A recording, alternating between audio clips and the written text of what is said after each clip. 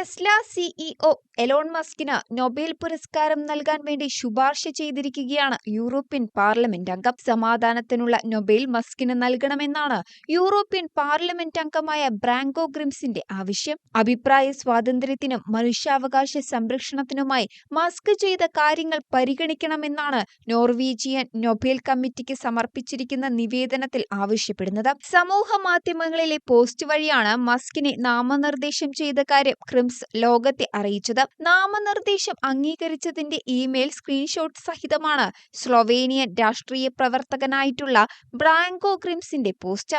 ഡിസംബറിൽ തന്നെ മസ്കിന് നൊബേൽ നൽകണമെന്ന ആവശ്യവുമായി ഗ്രിംസ് രംഗത്തെത്തിയിരുന്നു. ഇതാദ്യമല്ല മസ്കിന് നൊബേൽ നൽകണമെന്ന ആവശ്യം ഉയരുന്നത്. കഴിഞ്ഞ വർഷം ഫെബ്രുവരിയിൽ നോർവീജിയൻ പാർലമെന്റ് അംഗമായ മാരിയസ് നിൽസൺ മസ്കിന് വേണ്ടി നാമനിർദ്ദേശം സമർപ്പിച്ചിരുന്നു. അന്നും അഭിപ്രായ സ്വാതന്ത്ര്യത്തിന് വേണ്ടി മസ്ക് എടുത്ത നിലപാടുകളായിരുന്നു ശുപാർശകളിൽ പ്രധാനം. ടെസ്ലയുടെയും സ്പേസ് എക്സിന്റെയും സിഇഒ ആയ മസ്ക് സോഷ്യൽ മീഡിയ പ്ലാറ്റ്ഫോമായ എക്സിന്റെ ഉടമ കൂടിയാണ്. മുൻപ് ട്വിറ്റർ എന്നറിയപ്പെട്ടിരുന്ന എക്സ് ഏറ്റെടുത്തത് അഭിപ്രായ സ്വാതന്ത്ര്യത്തിന് വേണ്ടിയാണ് എന്നായിരുന്നു മസ്കിന്റെ അവകാശവാദം. അതേസമയം വീണ്ടും നൊബേൽ നാമനിർദ്ദേശം ലഭിച്ചുവെങ്കിലും തണുപ്പൻ പ്രതികരണമായിരുന്നു മസ്കിന്റെ ഭാഗത്തു നിന്നും ഉണ്ടായത്. എനിക്ക് ഒരു പുരസ്കാരവും വേണ്ട എന്നായിരുന്നു എക്സിലെ മസ്കിന്റെ പോസ്റ്റ്.